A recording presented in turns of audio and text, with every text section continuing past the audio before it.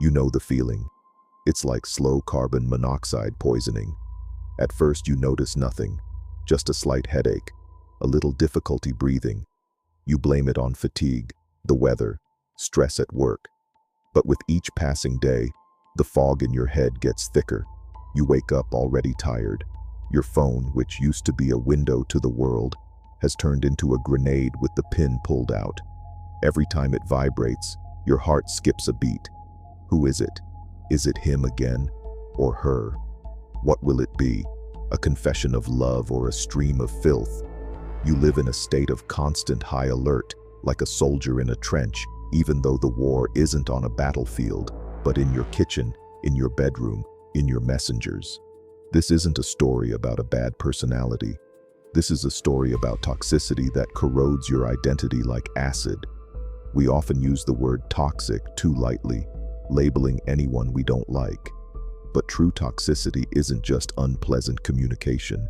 It's when, after talking to a person, you feel as if all the blood has been drained from you. It's when you start doubting your own sanity. It's when you turn into a detective trying to find logic where there is none, and justification for what cannot be justified. Let's talk about how we fall into these traps. After all, no one walks into a tiger's cage voluntarily if they see the door is open. Narcissists and manipulators are not villains from Disney cartoons who announce from the doorway, "Hello, I will destroy your life." Oh no. In the beginning, they are the most charming people on the planet. They are mirrors. They reflect your dreams, your desires, your need for love. They create the illusion of a perfect match. We are soulmates. I've never understood anyone like this. You are the only one who hears me. This is called love bombing. You are pumped full of endorphins, raised onto a pedestal, made to believe that you are special. And as soon as you believe it, as soon as you relax and open your armor, the trap snaps shut. The devaluation phase begins. It doesn't happen all at once, but in micro doses. Subtle irony about your appearance, a sarcastic remark about your successes, sudden cold silence, the reason for which is unknown to you. You ask, "What happened?"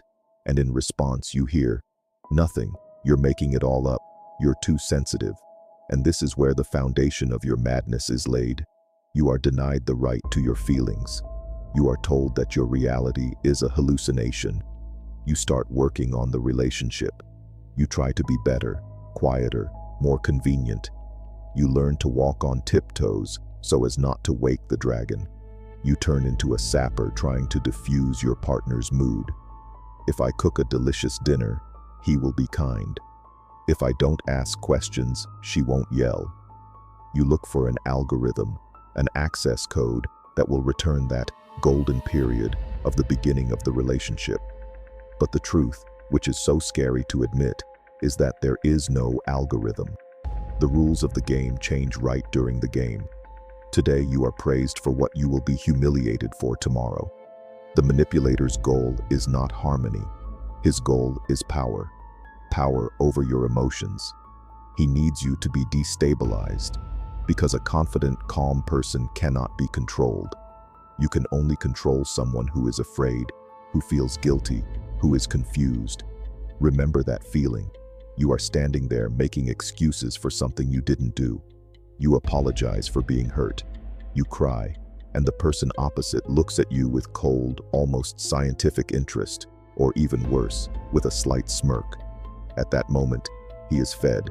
Your tears are his food. Your pain is confirmation of his significance. Why don't we leave immediately? Why do we stay in this hell for years? Because the savior mode kicks in. This is the most dangerous trap for empathetic people. We think that if we love strongly enough, long enough, selflessly enough, the monster will turn into a prince. We see a wounded child in the toxic person. We think, he was just unloved in childhood. I will warm him with my warmth. We become a rehabilitation center for one person. But let's be honest, this is arrogance. To think that your love is so omnipotent that it can rewrite the personality structure of another adult is a huge, naive arrogance. The narcissist does not want to be saved. He is comfortable in his swamp. He likes that you spend your life on him. You are not a partner to him. You are a resource. You are a battery. And when the charge runs out, you will simply be thrown away and replaced with a new one. Saving a drowning man who is drowning you on purpose to climb higher is not nobility, it is suicide.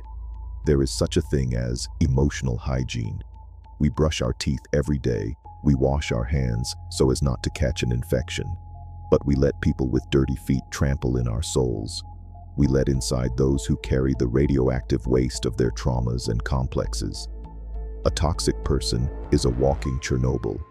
You cannot negotiate with radiation. You cannot heal radiation with your love. The only way to survive is to increase the distance, not just step back, but leave the contamination zone. And here begins the hardest part: withdrawal. Because toxic relationships are a drug addiction. Your brain is hooked on these emotional swings. The amplitude from "I love you" to "I hate you" creates a powerful chemical cocktail in the blood. Calm, healthy relationships seem insipid, boring after this. Where is the passion? Where is the drama? Why is no one smashing dishes? Screams your exhausted brain. You need to survive this detoxification period. It will hurt. You will want to call, write, clarify the situation, get closure. Remember, it is impossible to get closure with a manipulator. He will never give you that closing of the gestalt that books write about. He will never say, "I'm sorry, I was wrong. You are a wonderful person. Let's part peacefully." No, you will be made guilty one last time. An accusation will be thrown at your back that will burn you for years. Therefore, you need to close the door, silently, without final monologues, without attempts to prove you are right. He doesn't need your truth. Your leaving is not an act of revenge, it is an act of self-preservation. It is like the amputation of a gangrenous limb. Does it hurt? Insanely. But if you don't cut it off, the whole organism will die. How do you know it's time to run? Listen to your body.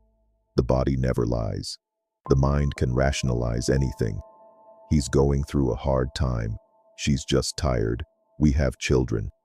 But the body speaks the language of symptoms.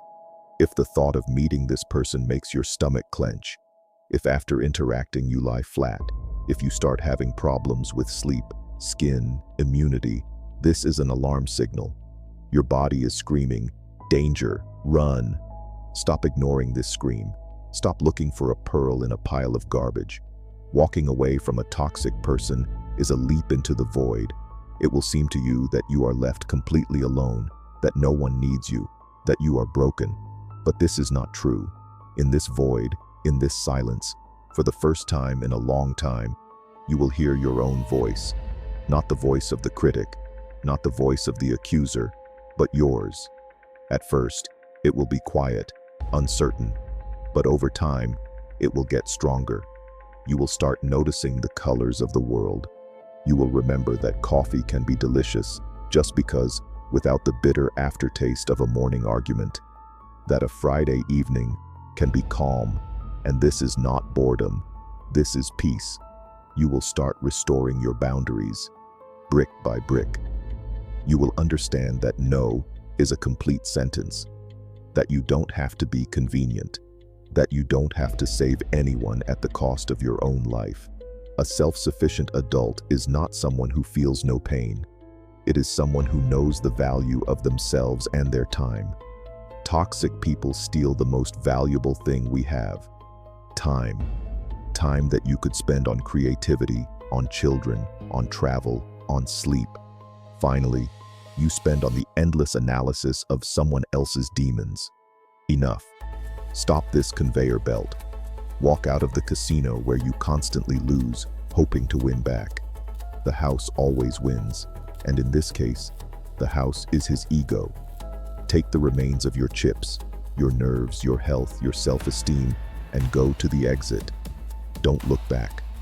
There, behind you, nothing will change. The script will remain the same. Just another actor will take your place. But you have a life ahead of you, real, alive, free. And it begins the moment you stop replying to messages that cause pain. Just walk away. You have the right to do so.